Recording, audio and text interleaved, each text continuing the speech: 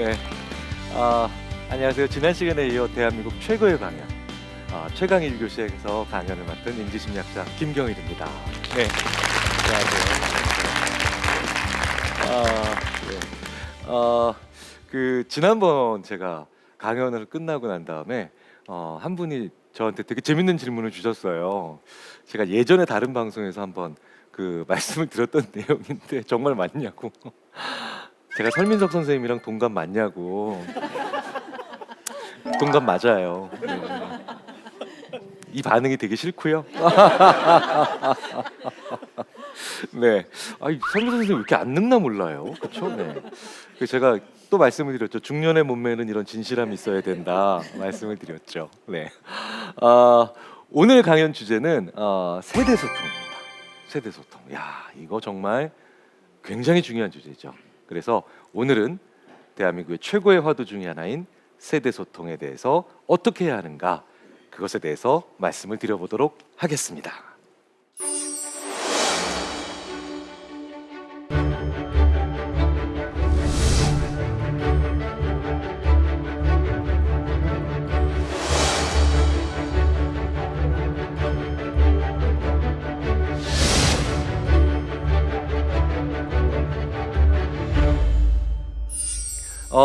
얼마 전에 90년대생이 온다라는 책이 정말 지금도 정말 베스트셀러에 반열에 오르면서 화제가 되고 있었고 지금도 되고 있지요. 그만큼 세대 소통과 세대 갈등, 세대 간의 어떤 차이 이런 거 굉장히 많이 얘기가 되고 있어요. 많이 느끼시죠? 많이 느끼실 겁니다. 재밌는 건요, 세대 차이는 문화 간의 차이보다도 더 큽니다. 자, 제가 이런 말씀을 많이 해요. 한국 사람이랑 미국 사람이랑 많이 다르다, 뭐 이런 얘기 할 수 있잖아요. 그런데 한국 사람과 미국 사람이 다르다는 건 문화 간의 차이죠. 그런데 심리학자들이 많이 하는 얘기가 뭐냐면 문화 간 차이보다 문화 내에서의 차이가 더 크다.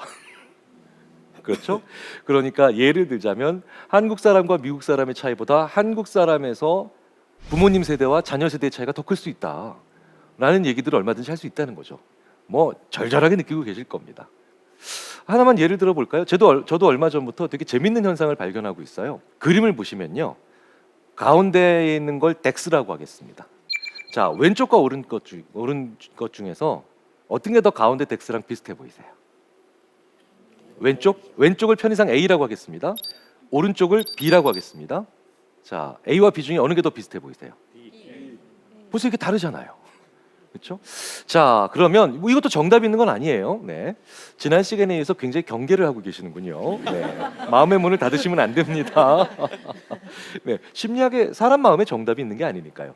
자, 한번 그냥 이건 가볍게 가볍게 한번 알아보겠습니다. 둘 중에 하나에 손들어 주시면 되죠. 나는 왼쪽에 있는 A가 더 비슷해 보여. 한번 손들어 주시죠.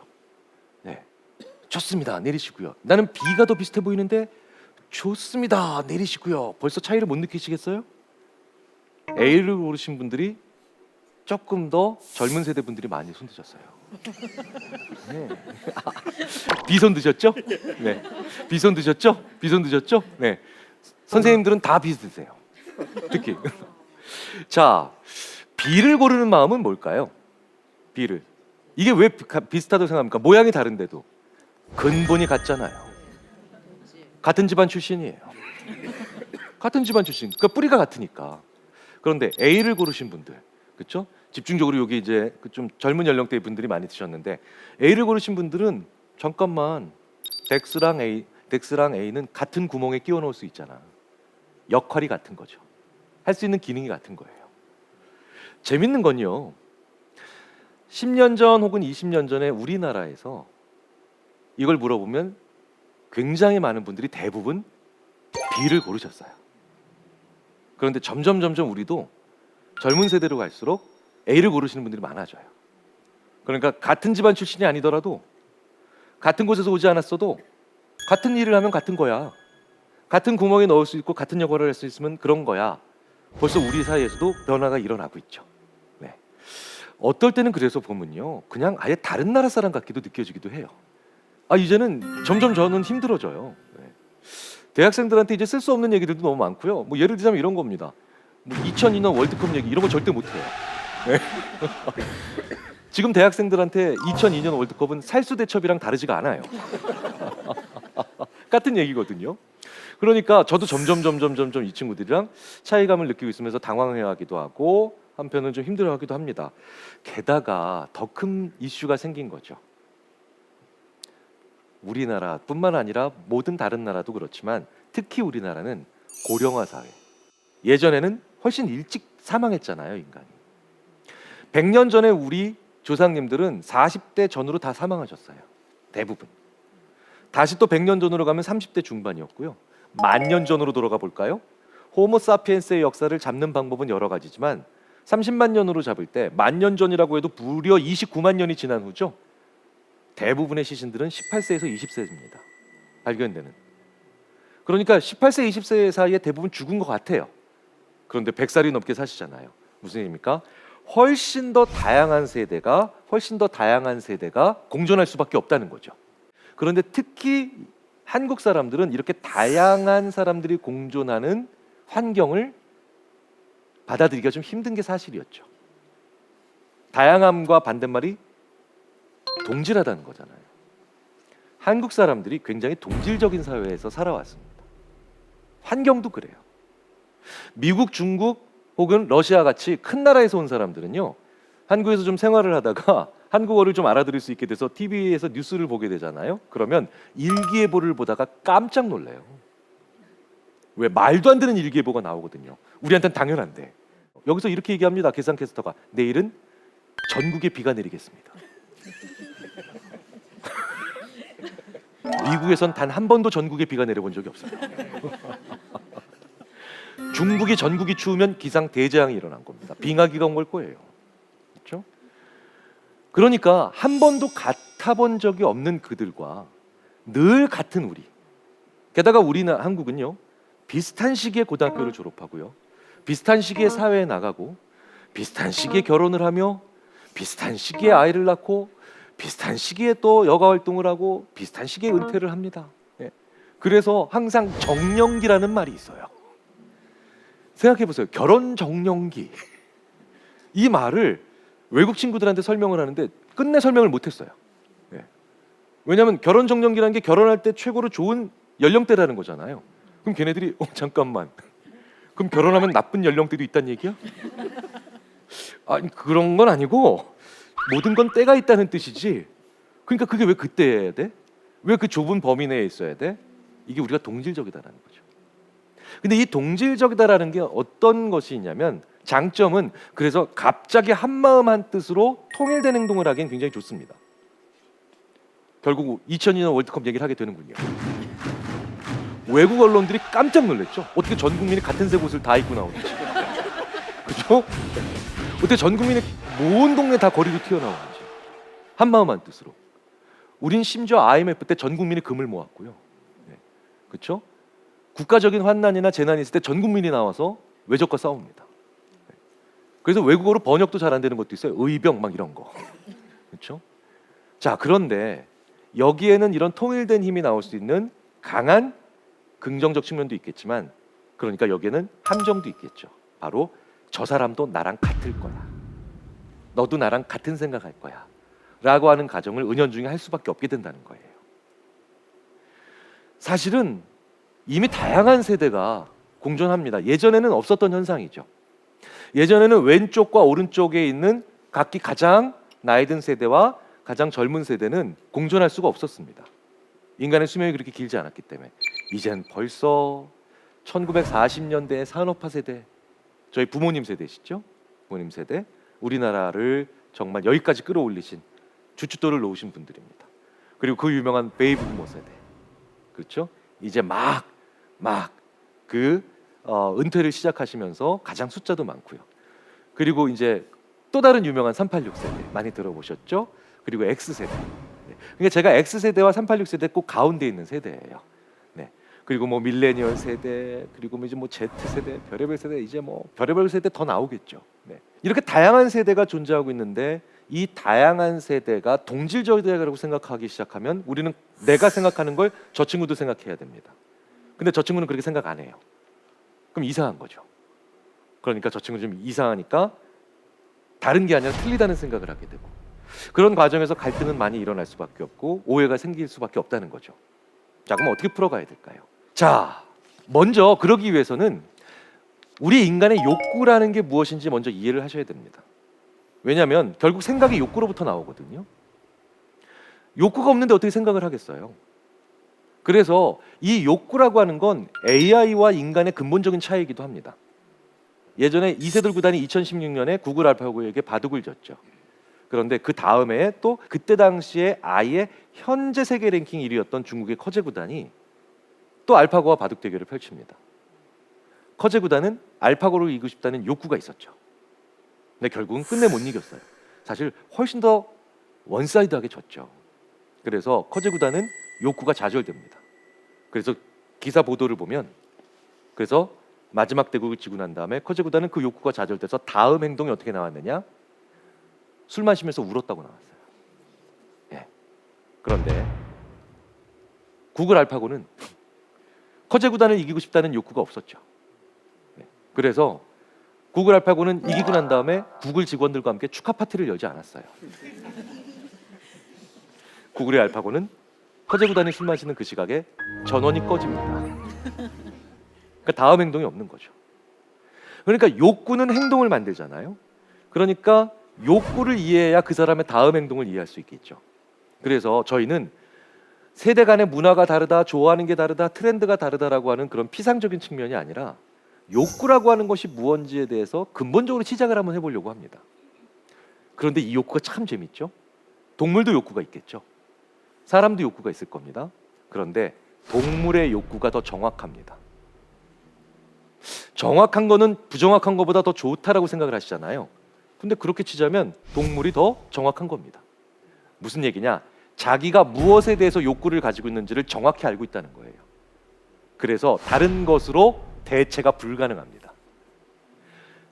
강아지 키워보신 분들은 잘 아시는 현상이에요.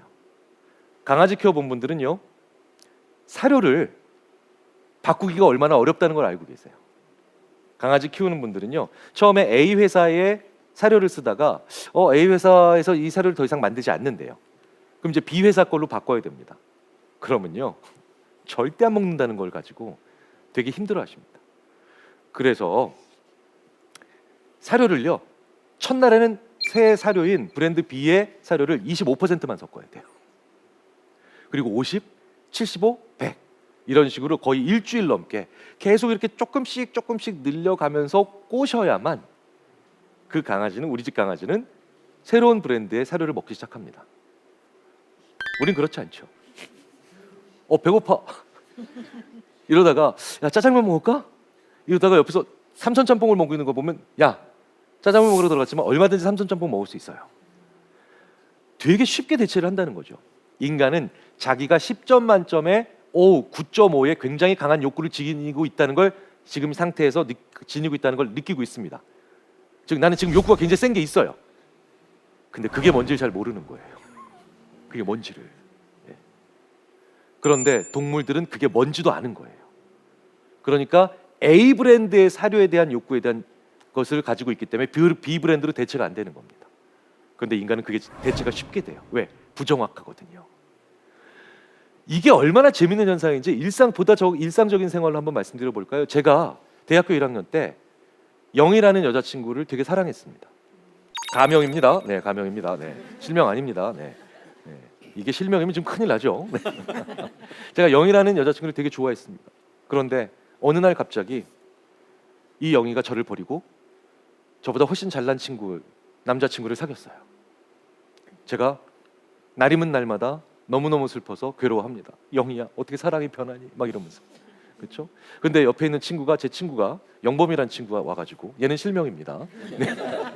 영범이라는 친구가, 야, 잊어. 세상에 여자가 영희 하나뿐이야? 그럼 제가 또 이렇게 얘기하죠. 또 어디서 본 건 있어가지고, 여자는 많아도 영희는 한 명뿐이야. 막 이러면서 막 술을 마시면서 막 고통을 달래고 있습니다. 자, 제가 아까 그 강아지 같다면, 동물 같다면, 저는 영희가 다시 제 앞에 오지 않는 이상은 절대로 저의 욕구는 다시 충족이 안 되죠. 그런데 갑자기 이 영범이라는 친구가, 경이라, 소개팅 한번 할래? 그 제가 자존심이 있죠. 한 번에 한다 그럽니까? 싫어. 난 영희를 잊을 수 없어. 그 다음날 다시 전화해서 또 하라 그럽니다. 슬슬 마음이 움직여요. 그래서 제가 한번 쓱 물어봅니다. 예쁘냐? 우리 저의 대학 시절이 거의 지금 뭐 완전히 무삭제판으로 말씀이 되고 있는데, 자, 그렇다면 결국은 제가 못 이기는 척하면서 나갔어요. 그런데 수키라고 하는 전혀 다른 스타일의 여학생이 나옵니다. 왜냐하면 제가 좋아했던 영희는 굉장히 요즘 말로 좀 보이시하고 단발머리에 굉장히 좀 털털한 성격이었습니다. 그런 매력 있는 여학생이었어요. 그런데 이 수키는 제가 대학교 다닐 때 가장 인기 있었던 가수가, 여자 가수가 강수지 씨였는데 딱 그렇게 생긴 거예요. 전혀 다른 스타일이죠. 하지만 예뻐요. 그래서 저는 갑자기 더 이상 영희가 생각이 안 납니다. 뭐 저를 그렇게 쓰레기처럼 보십니까? 저처럼 사셨기 때문에 다 결혼하실 수 있었던 거예요. 첫사랑을 못 잊으면 아무도 결혼 못하죠. 그렇죠? 근데 재밌는 건 저는 분명히 그 사랑에 대한 욕구는 영희로부터 만들었는데 수키로 그 욕구가 충족이 되고 있죠. 인간의 욕구는 강도는 인식되지만 그것이 어디서부터 왔고 그 이유가 뭔지는 의외로 부정확하기 때문에 이게 가능한 겁니다. 자, 그렇다면 이게 인간 장수의 원인으로 비유되기도 하죠. 만족을 자주 해야 그 개체는 오래 살아요. 만족감이 떨어지면 그 개체는 오래 못 삽니다. 그거는 인간뿐만 아니라 다른 모든 동물과 똑같아요. 그런데 어떤 대상에 대해서 욕구를 강하게 가지고 있는데 그 대상이 사라져버리면 영원히 그 욕구를 충족시킬 수 없는 동물들은 그래서 불만족의 상태가 계속되며 그리고 오래 살지 못하죠. 그런데 인간은 계속해서 그 욕구를 대체할 수 있는 다른 대상들을 얼마든지 찾아갈 수 있습니다. 왜? 부정확하거든요. 부정확하거든요. 그래서 가끔 우리는 떠나간 연인의 자리를 밥으로 채우기도 합니다. 그렇죠? 그리고 떠나간 친구의 빈자리를 일로 채우기도 하죠. 이렇게 전혀 다른 것으로 얼마든지 대체가 되더라는 겁니다. 이건 욕구의 전염이죠. 그리고 의외로 우리가 모르는 곳에 욕구가 있다는 거예요.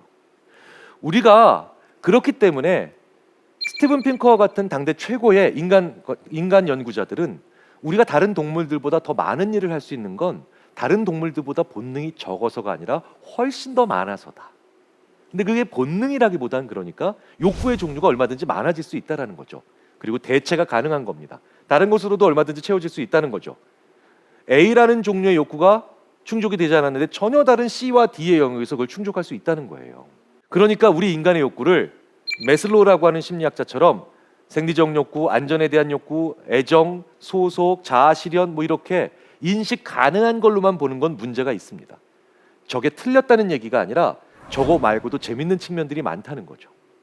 물론 여기에는 가장 중요한 피라미드에서 가장 밑에 있는 요즘 아이들에게 제일 중요한 와이파이 같은 욕구도 있습니다만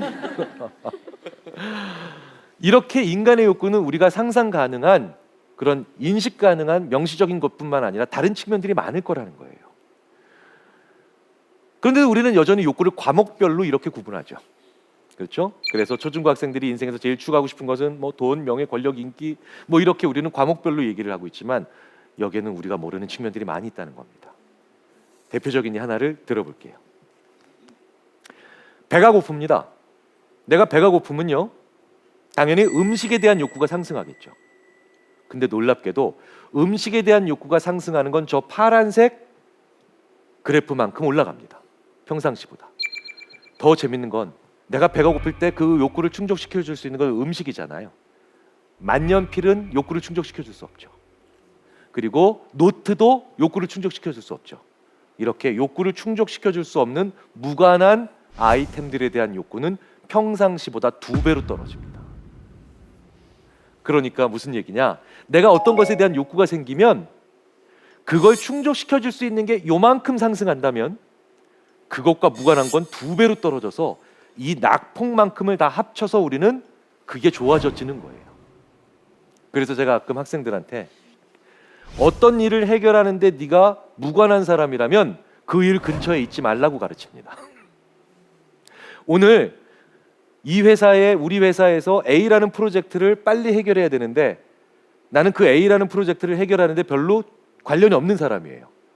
그럼 바로 이 오른쪽에 해당하는 사람이겠죠. 그럼 그 주위에서 어슬렁거리는 것만으로도 그 사람은 평가절하 된다는 거예요. 네. 그래서 가끔은 가끔은 검색창 옆에 있는 광고가 오히려 부정적인 효과를 일어내기도 합니다. 우리는 검색창 옆에가 가장 좋은 광고 위치라고 생각을 하잖아요.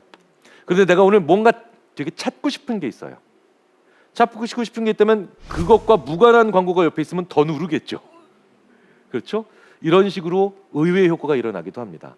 인간의 욕구는 참으로 재미있고 미묘한 거예요.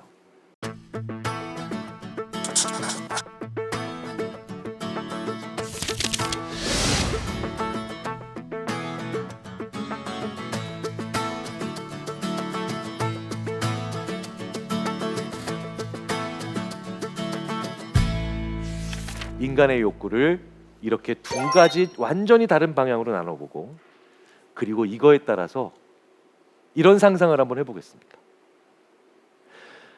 어떤 세대는 첫 번째 욕구를 자극하면서 얘기를 하는데, 그 얘기를 듣는 다른 세대는 전혀 다른 욕구를 자극받고 싶어 할 때, 그러면은 엉뚱한 소리를 서로 하고 있는 셈이 되겠죠. 자, 바로 여기서부터 실마리를 풀어보겠습니다. 이의 편의를 위해서 말씀을 드려보겠습니다. 영희의 아빠와 철수 아빠가 있는데, 영희 아빠는 이렇게 얘기하세요. 영희야, 너 이번 기말고사에서 평균 90점 넘기면 네가 좋아하는 제주도에 아빠가 보내줄게, 이렇게 얘기하세요. 근데 철수 아빠는 이렇게 얘기하세요. 철수야, 너 이번 기말고사에서 평균 90점 못 넘기면 해병대 캠프를 보내주마, 이렇게 얘기하세요. 자, 그러면 영희 아빠와 철수 아빠 모두 사실은 내용적으로는 같은 얘기죠. 이번 기말고사에서 평균 90점을 넘겨라 라고 얘기를 중요하다고 얘기를 하시는 겁니다. 근데 분위기가 다르죠. 영희 아빠는 영희의 접근 동기를 건드려서 대화하시는 겁니다. 접근 동기는 뭐냐면 좋아하는 걸 가지고 싶은 욕구, 좋아하는 사람을 만나고 싶은 욕구, 좋아하는 곳에 가고 싶은 욕구예요. 자, 좋아하는 것이 이루어지면 행복하죠. 좋아하는 것을 갖지 못하면 슬프잖아요. 그런데 철수 아빠는요, 철수의 회피 동기, 즉 회피하고 싶은 욕구를 건드려서 대화하고 계신 겁니다. 나쁜 걸 막아내고 싶은 거죠. 두려워하는 걸 피하고 싶은 겁니다. 자, 두려워하는 걸 제대로 피하면 우리는 행복한 게 아니죠. 휴, 살았다 하면 안도하죠. 그리고 두려워하는 걸 여전히 피하지 못하고 계속 앞에 두고 있으면 불안하고 심지어 공포를 느끼죠. 그러니까 재밌는 건 접근의 욕구, 즉 접근 동기를 가지고 있을 때 일이 잘 풀리면 행복한 거고요. 일이 잘 안 풀리면 슬픈 거예요. 그리고 회피의 욕구, 즉 회피 동기를 가지고 어떤 일을 했을 때 일이 잘 풀리면 안심하고 안도하는 거고, 심지어 평화로워지는 거며, 일이 잘 안 풀리면 불안하고 무서워지는 거죠. 자, 그래서 접근 동기를 건드려서 대화하는 영희 아빠와 회피 동기를 건드려서 대화하는 철수 아빠가 있습니다. 자, 그런데 영희 아빠처럼 얘기하셔야 될 때 철수 아빠처럼 얘기를 합니다. 철수 아빠처럼 얘기하셔야 될 때 영희 아빠처럼 얘기를 하세요. 그럼 어떤 일이 일어나는지 아세요? 이게 참 재밌다는 거죠. 이렇게 엉뚱한 아빠의 말씀으로 대화를 하시면 말하는 내가 진심으로 얘기할수록 상대방이 나를 더 의심합니다. 말하는 내가 중요하다고 강조할수록 상대방은 내 얘기를 더 듣기 싫어해요. 자, 이게 말하는 쪽에서 얼마나 미치고 환장할 노릇이 되냐면, 자, 생각해 보십시오. 말하는 쪽에서는 중요해, 그리고 난 진심으로 얘기하는 거야, 이럴수록 상대방이 더 의심하고 더 하찮게 들으니 얼마나 힘든 대화가 되겠어요. 특히 우리나라에서는 갈등과 불통이요, 대부분 이것 때문이에요. 영희 아빠의 말을 하셔야 될 때 철수 아빠의 말을, 철수 아빠의 말을 하셔야 될 때 영희 아빠의 말을 하시는 거죠. 영희 아빠의 말은 뭔가요? 당신이 소망하는 걸 가지기 위해서 그걸 합시다라는 말이죠. 철수 아빠의 말은 뭔가요? 당신이 두려워하는 걸, 걱정하는 걸 막아내기 위해서 그걸 합시다죠. 자, 이제 그럼 남은 질문은 뭔가요? 언제 영희 아빠처럼 얘기하려는 거야? 언제 철수 아빠처럼 얘기하려는 거야? 이게 남잖아요. 이걸 제대로 하지 못해서 나오는 게 세대 갈등이에요. 보여드릴게요. 자, 굉장히 단순해 보이는 그래프가 하나 나오죠. 하지만 부모 자식의 대화, 직장에서 상사와 부하 직원의 회의, 혹은 광고의 카피, 기업의 캐치프레이즈, 정부의 아젠다까지 인간과 인간 사이에서 일어나는 거의 모든 종류의 커뮤니케이션, 즉 소통, 의사소통을 분석해보면 그래프가 저렇게 간단히 나옵니다. 접근 동기, 즉 영희 아빠처럼 얘기를 하셔야 설득의 힘이 강해지고 소통이 잘 될 때가 따로 있어요. 반대로 왼쪽, 철수 아빠처럼 얘기하셔야 소통이 잘 되고 마음의 문을 더 서로 잘 열 때가 따로 있습니다. 그런데 그걸 나눠주는 X축이죠. 그 기준이 뭡니까? 시간이에요. 시간이 진짜 중요합니다. 자, 저 왼쪽은 뭡니까? 현재죠. 그러니까 저쪽에 있는 일들은 지금 해야 되는 일, 결과도 빨리 볼 수 있는 일이에요.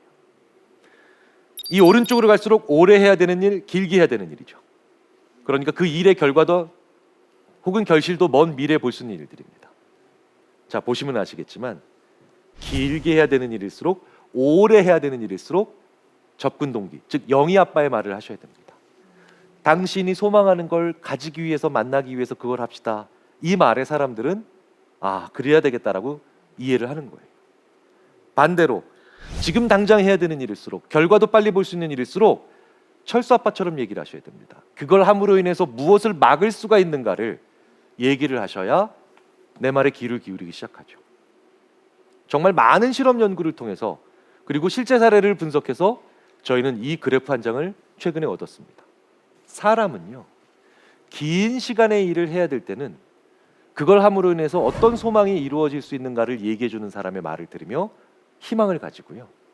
그리고 지금 당장 해야 되는 일은 그걸 제대로 함으로 인해서 무엇을 막을 수 있는가를 알고 있는 사람의 말을 들으면서 그 사람을 신뢰하기 시작합니다. 희망과 신뢰가 이렇게 양쪽에서 생기는 거예요. 자, 그런데 굉장히 간단한 것 같지만 실제로 이 간단한 걸 우리는 실천하지 않습니다. 왜겠어요? 상대방이 나랑 같은 시간의 길이를 느끼고 있다고 늘 가정을 하거든요. 그런데 그렇지 않습니다. 자, 고등학교 다니실 때 혹은 중학교 다니실 때 1년 잘 안 가셨죠? 근데 진짜 빨리 가는 1년이 있으시죠? 지난 1년. 이상하게 나이 들어가면서 점점 시간이 빨리 간다는 거 느끼시죠? 10대에는 10km, 20대에는 20km, 40대에 40km, 60대 60km, 80대 80km 사실입니다. 저희들이 연구해 보면. 왜냐하면 우리 인간은 나이 들어갈수록 시간을 이렇게 한 발짝 멀리 떨어져서 볼 수 있게 되면서 시간을 더 거시적인 관점으로 보죠.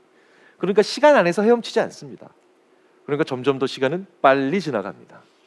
자, 그 얘기는 무슨 얘기예요? 내가 이 사람과 얘기를 하고 있는데 이 사람이 나랑 같은 1년이든 같은 한 달이든 놓고 얘기를 하고 있지만 이 사람이 나보다 이 시간을 길게 느낄 수도 있고 짧게 느낄 수도 있다는 거예요. 우리가 그것만 감안해도 어떤 아빠의 말로 이야기를 주도해야 될지가 결정이 된다는 거죠. 자, 생각해 보세요. 이걸 고려하지 않아서 우리가 겪는 갈등 중에 대표적인 게 바로 부모 자식 갈등입니다. 어떤 자식도 부모보다 시간은 느리게 갑니다. 그렇겠죠? 그런데 자식이 이렇게 얘기해요. 자녀가 16살 고등학교 1학년이 됩니다. 엄마 아빠, 저 이제 질풍노도 같은 중학교 시절을 보내고요. 이제 고등학교 1학년이 됐으니까 앞으로 3년 동안 공부 열심히 해서 저도 대학에 진학하겠습니다.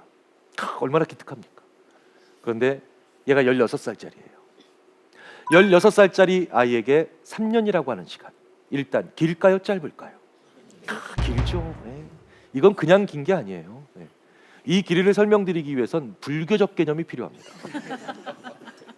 영겁이란 말 아시죠? 영겁. 네, 영겁. 영겁과도 같이 긴 시간입니다. 그러니까 얘는 뭐예요? 그 시간을 길게 느끼니까 저 끝에 있겠죠.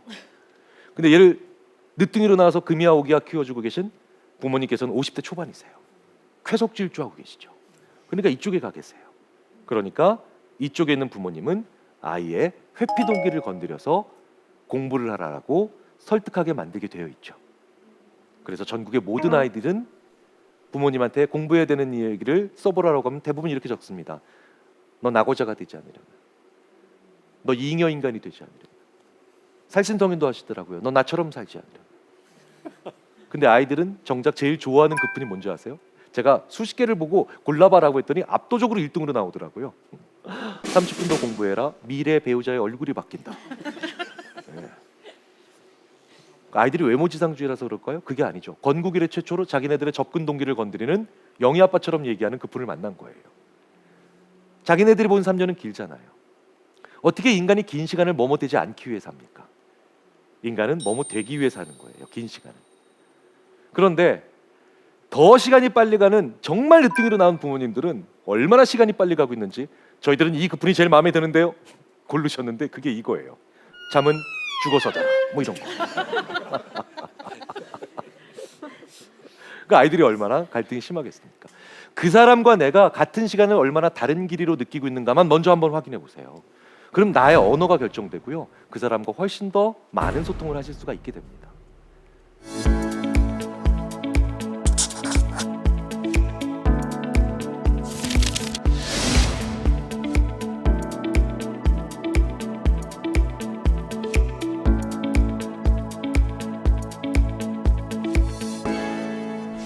두 번째로요. 세대 소통에 있어서 중요하게 우리가 고려해야 될 게 하나 있습니다. 그게 바로 나와 우리예요. 나와 우리. 자, 외국 심리학자들이요. 한국 사람들에 대해서 정말 재밌는 언어적 측면을 하나 발견합니다. 저한테 이래요. 야, 나와 우리 중에 어떻게 니네 한국 사람들은 우리만 쓰니에요. 나를 안 쓰고. 그 제가 우리가 정말 그래? 우리 딱 이럽니다. 네. 전 세계에서요 우리 와이프라고 하는 이 이상한 표현을 한국 남자만 써요. 네. 이거 우리 와이프 영어로 바꾸면 our 와이프예요. 네, our 와이프. 네. 근데 그분도 저를 우리 남편이라고 부릅니다. 네. 우리 남자친구, 우리 여자친구, 전 세계에서 배우자와 연인을 공유하고 있는 가장 놀라운 시스템이 되는 거죠.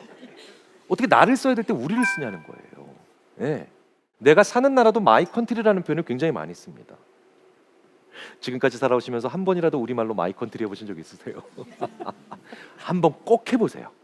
가까운 친구분들과 함께 저녁 때 뭐 커피를 한잔 하시든 맥주를 한잔 하시든 이렇게 만나셔서 가벼운 대화를 나누실 때 TV에서 뉴스 나올 때 뉴스 보시면서 이렇게 한번 얘기해 주십시오. 야, 요즘 내 나라가 왜 이렇게 시끄럽냐? 그럼 친구분들이 대본에 이러실 거예요. 네가 이 나라 샀냐? 야, 얘들아 일로 와봐. 내 나라란다, 내 나라. 나라 팔아먹을 기세다. 엄청 구박받으실 겁니다. 그러니까 나의 자리에 우리를 만들어 놓은 문화죠. 이런 문화를 독특하게 관계주의 문화라고 부르기 시작해요, 심리학자들이. 네. 그러니까 이게 집단주의랑 많이 다른 겁니다. 일본은 집단주의죠. 집단주의인데요. 집단주의는 집단이 그냥 납니다. 그래서 일본 사람들은 나라가 전쟁에서 지면 집단이 무너졌기 때문에 자아도 같이 무너져서 집단적으로 할복을 하는 그런 모습도 보여준 적이 있죠. 근데 우리 한국 사람들은 관계주의예요. 우리가 나예요. 집단이 내가 아니라. 이게 되게 독특한 자아죠. 그래서 한국 사람들은 일본 사람들이 2차 세계대전 때 전쟁에서 지고 그렇게 막 집단적으로 자살할 때 이런 얘기합니다. 저 사람들 왜 저래? 그 다음 말이 이렇죠. 가족도 없어? 그러니까 관계가 소중한 게 있는데 집단이 무너졌다고 자아를 소멸시킨다는 건 되게 무책임하고 그 다음에 책임지지 않는 모습이죠. 근데 일본 사람들은 그게 오히려 관계를 버리고 집단이 무너졌을 때 자아를 소멸시키는 게 미덕인 경우가 되는 경우가 있는 거예요. 많이 다른 문화입니다. 많이 다른 문화예요. 그래서 도대체 한국 사람들은 왜 이렇게 우리라고 하는 관계에 대해서 많이 생각을 할까 봤더니 그게 그럴 수밖에 없는 게 정말 많은 사람들이 이런 문화에서 계속 질곡의 역사를 겪으면서 믿을 게 우리밖에 없어지게 된 거죠. 네. 자, 그런데 제가 이 말씀을 왜 드리냐? 이토록 세대가 다른데 재밌는 건 관계주의에 있어서만큼은 세대 차이를 저희들이 거의 못 느낍니다. 우리를 이어주는 가교라는 거예요. 참 한국 사람들은 그런 면에서 독특하죠. 게다가 이 관계주의는 아주 독특하게 우리에서 우리라고 하는 개념과 결부가 돼서 그래서 전 세계에서 가장 독특한 자기소개서를 쓰는 것으로 유명하죠. 한국 사람들은. 이런 얘기 많이 합니다. 전 세계에서 유일하게 한국 사람들은 자기소개서에서 자기소개 안 한다. 자기 관계를 소개하죠. 네, 저는 해놓고 엄격하신 아버지와 자상하신 어머니 사이에서 쌈남이녀 중 셋째로 태어났고 초등학교 때 부반장 2번, 중학교 때 반장 1번, 고등학교 때 뭐 동아리에서 뭐 우리 회사에서 뭐 우리 아파트 6동에서 뭐 별의별 우리 얘기를 한 20개쯤 합니다. 대부분 다른 나라에서는 자기소개서가 이렇게 안 나옵니다. 바로 자기 얘기를 시작해요. 저는 32세에 활발한 성격에 스포츠를 좋아하고 컴퓨터 프로그래밍 능력이 뛰어난 마이클이라고 합니다. 이게 전형적인 자기소개서예요. 근데 이런 자기소개서를 딱 받아든 우리나라 기업의 채용 담당 실장님들은요, 절반도 안 읽었는데 마이클에 대해서 이렇게 얘기합니다. 마이클 이 자식 봐라 이거라. 되바라진 놈 같으니라고. 그럼 옆에서 물어봐요. 아니 왜 그렇게 짜증을 내세요 실장님? 이러면 이분이 이러세요. 이 친구 마이클 되게 웃겨. 이 친구 자기소개서에서 순 자기 얘기만 하고 있어. 자기소개서인데요. 그렇죠? 근데 우리나라 사람들의 자기소개서는 모든 연령대의 자기소개서가 외국 나가면 다 이런 얘기 듣죠. 이분은 언제 자기소개하는 걸까? 뭐 이런 얘기. 관계주의입니다. 자, 그런데 이 관계주의라는 건 무슨 얘기냐면, 그렇기 때문에 자아가 그 사람의 한 사람으로 그치는 게 아니라 그 사람의 관계까지도 포함되고 있다는 거예요. 이 얘기는 뭐냐면, 우리가 소통을 할 때요, 다른 세대와 소통을 할 때 그 사람의 관계를 존중하지 않고 소통을 하면 그 사람에게 아무리 칭찬해도 이건 칭찬이 안 된다는 거예요. 그런데 우리가 잘못된 칭찬을 하고 있죠. 오히려 나무라거나 훈계하거나 뭔가를 가르쳐 줄 때보다 오히려 더 큰 실수를 하고 있는지도 모릅니다. 그 사람은 칭찬하겠다고 하지만 그 사람을 둘러싸고 있는 그 세대와 관계는 완전히 싹 비웃어버리는 그런 칭찬. 예를 들자면 이런 거죠. 이건 선배 세대가 후배 세대한테 해도, 후배 세대가 선배 세대에게도 똑같이 할 수 있는 실수들입니다. 예를 들어 볼까요? 기업에서요, 고참 부장님이 신입사원한테 이렇게 얘기해요. 이거 좋은 칭찬 아니에요. 칭찬인 것 같지만 이 친구 요즘 젊은이들답지 않게 일을 되게 열심히 잘해. 이거 칭찬 아니에요. 이 사람의 관계는 비웃은 거거든요. 그런데 이 친구는 그러면 요즘 젊은이들답지 않게 일을 열심히 잘한다는 칭찬을 받은 이 친구는 결국 그러면 이 부장님 앞에서 요즘 젊은이들의 모습을 보이면 안 되는 사람이 되는 거죠. 그러면 슬슬 불안해지는 거예요. 내가 요즘 젊은이들의 음악을 들어도 안 될 것 같고, 요즘 젊은이들이 좋아하는 영화를 봐도 안 될 것 같고, 요즘 젊은이들이 하는 얘기도 안 될 것 같고, 그러니까 나는 이 부장님한테 요즘 젊은이들의 모습을 보이면 결국 이 부장님은 나도 싫어하겠구나 라는 불안감을 가질 수밖에 없게 되죠. 선배 세대들한테도 마찬가지예요. 제일 나쁜 칭찬 이런 겁니다. 이런 거 제가 제발 하지 말라고 학생들한테 가르쳐요. 나이 드신 분답지 않게. 참 센스 있으시네요. 그러면요, 지금 이 모습만 보고 좋아한다는 거예요. 다른 모습을 보여주면 결국 싫어한다는 얘기죠. 좀 더 다른 관계로 확장시켜 볼까요? 제가 80대 중반에 홀로 사시는 어르신들을 인터뷰를 해본 적이 있습니다. 이별하셨던, 사별하셨던. 우리가 일반적으로 설문을 하면요, 어르신의 중년 자식에게 가장 큰 단절감 느끼실 때가 언젠가요? 설문으로 간단하게 물어볼 때는 이렇게 대답하세요. 나 안 찾아올 때. 그런데요, 진짜 큰 상처는 언제 받으셨는지를 차분히 앉아서 옆에서 같이 들어보면 이렇게 얘기하세요. 찾아와서 내 관계를 비웃고 갈 때. 이렇게 말씀하시고 가는 거예요. 자녀분이. 아버지, 그런 할머니 왜 만나세요? 어머니, 그런 할아버지 만나지 마세요. 자기 부모님의 관계를 비웃고 가는 거예요. 실제로 어떤 분은 내 80인생 전체에 내 자녀가 침 뱉고 간 것 같은 모멸감을 느꼈다라고 표시하는 분도 계십니다. 자녀 세대로 한번 다시 가볼까요? 자기 자녀와 30년 이상 사이 안 좋아지는 방법 알려드릴게요. 그 아이에게 크게 나무라거나, 사실은 그러면 안 되지만 체벌을 하셨습니다. 나쁜 거죠. 하지만 그것보다 더 나쁜 건 내 아이가, 내 자녀가 친구랑 전화하고 있는데 그 전화를 딱 뺏어서 그 수화기 너머의 친구에게 너 우리 집 애랑 놀지 마. 아이에겐 평생 지울 수 없는 상처가 될 겁니다. 바로 그 친구의 관계를 무시했기 때문이죠. 자, 그래서요, 관계를 고려하고 배려하는 칭찬을 하시는 건 우리나라에서 그 무엇보다도 중요하고요, 지혜로운 소통도 바로 여기에 있습니다. 외국에서는요, 아주 높은 사람이 말단의 직원을 바로 칭찬을 하는 게 굉장히 멋있는 장면처럼 보일 수 있겠지만, 우리나라에서는요, 예를 들어서 상무님이, 임원이죠, 대리를 칭찬하시는데 바로 칭찬해버리면 그 중간에 있는 과장님이나 부장님들이 불안해질 수도 있어요. 잠깐만, 이거 뭐지? 나한테 무슨 시그널이 오나? 그런데 진짜 지혜로운 상무님이면 대리를 칭찬하실 때 그렇게 칭찬하지 않고 그 관계를 인용해서 칭찬하실 수도 있죠. 제가 군대 생활할 때요, 정말 카리스마와도 거리가 멀고요, 그렇게 뭐 대단한 능력을 보여주시는 것 같지는 않지만 부대를 너무너무 잘 지휘하시는 중대장님을 한번 본 적이 있어요. 이분 이렇게 칭찬하세요.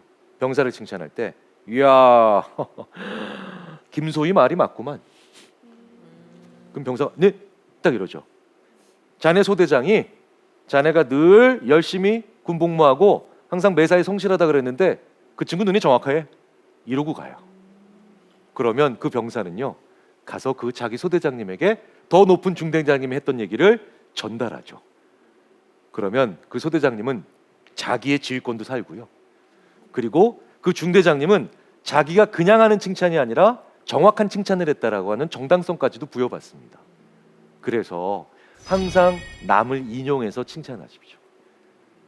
남을 인용하지 않고 하는 건 아부입니다.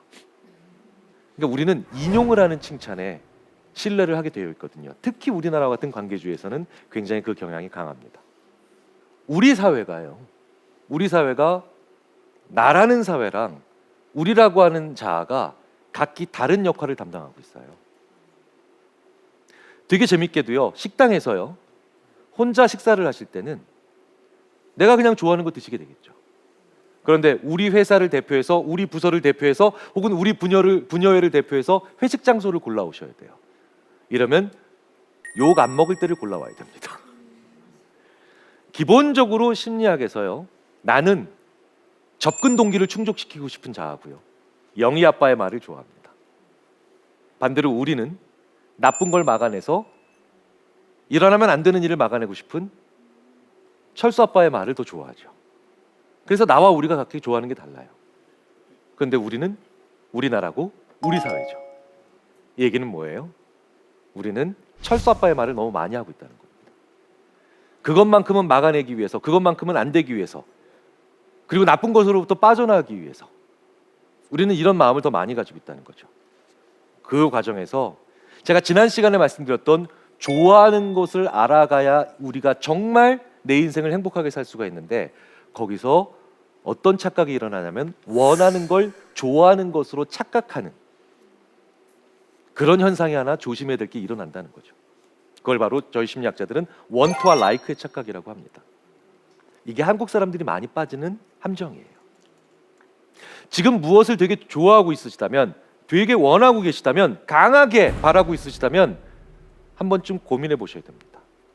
그걸 안 가지고 있는 나와 가지고 있는 우리들을 보면서 그 가운데서 내가 불편해서 그러고 있지 않은지, 그러면 내가 그걸 오랫동안 내 곁에 두고 가져서 행복해질 수 있는지를 보려면, 정말 라이크가 있는지를 확인해 보려면 이제 그들이 아닌 그거 없이도 행복한 사람, 그거 없이도 즐겁게 사는 사람들을 만나러 가셔야 되죠.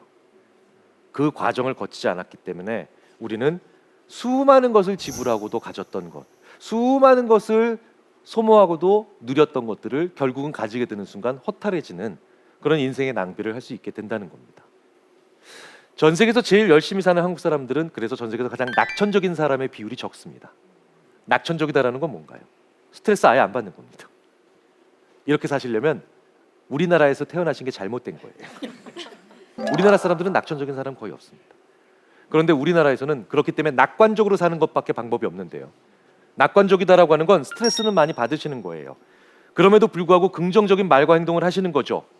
낙천적인 사람보다 낙관적인 분이 더 오래 사세요. 낙천적인 사람보다 낙관적인 분이 더 건강하세요. 그리고 낙천적인 사람보다 낙관적인 분들이 더 행복하고 성취하십니다. 그런데 그렇게 낙관적으로 긍정적으로 사시려면 노력과 결심만 가지고는 안 되죠. 사람 때문에 큰 고통받은 날 나의 몸을 소중히 돌보시고요, 그리고 내 가족도 사람 때문에 크게 고통받았을 때 내 가족의 몸도 소중히 돌보시면 낙관과 긍정은 훨씬 더 나의 쪽으로 가까이 다가올 수 있습니다.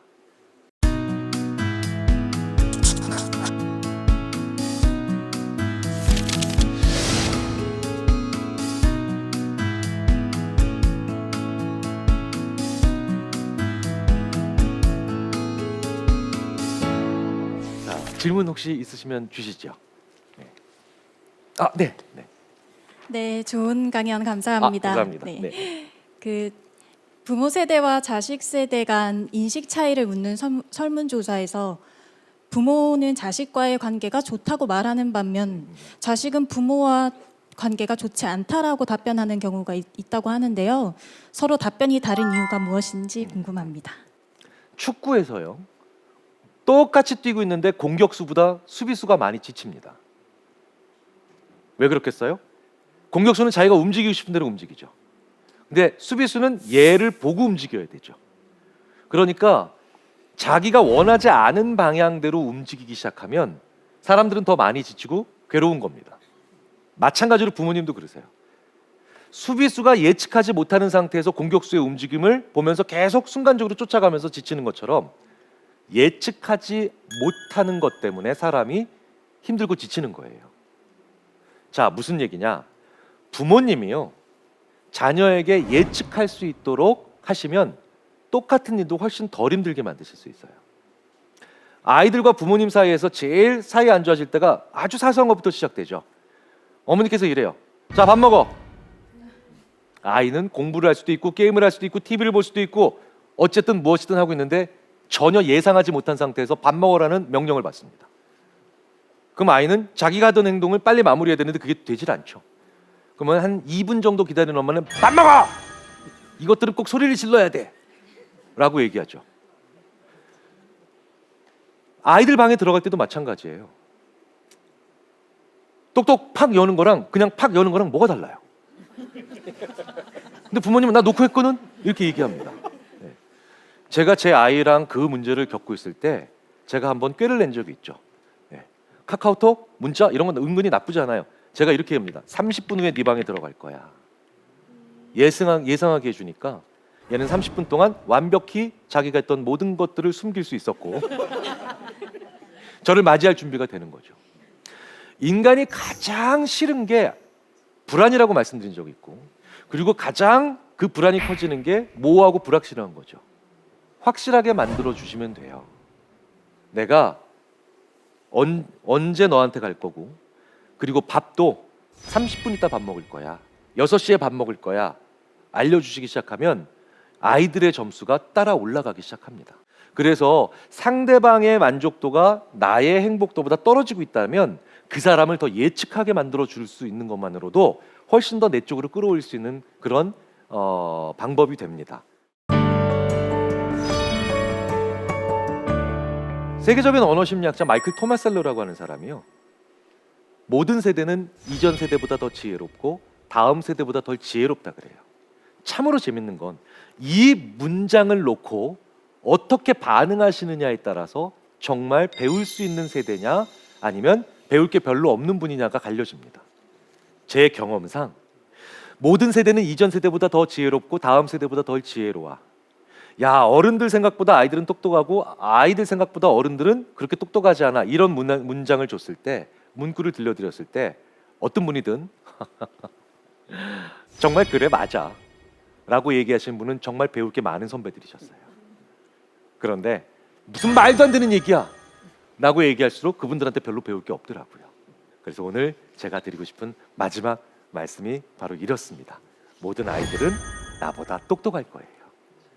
그리고 모든 나의 후배 세대들은 나보다 이 세상을 더 많이 발전시킬 거예요. 그러면 그들은 나로부터 배우기 시작합니다. 그런 나의 모습을 보면서 나에게 어떤 지혜를 찾을 수 있을까 하면서 나에게 더 다가오고요. 그리고 나로부터 무언가를 더 가져가기 위해서 나에게 말을 걸어주고 소통해주기 시작하겠죠.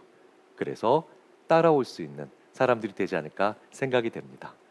지금까지 대한민국 최고의 강연 최강1교시 김경일이었습니다. 감사합니다. 마치겠습니다. 네.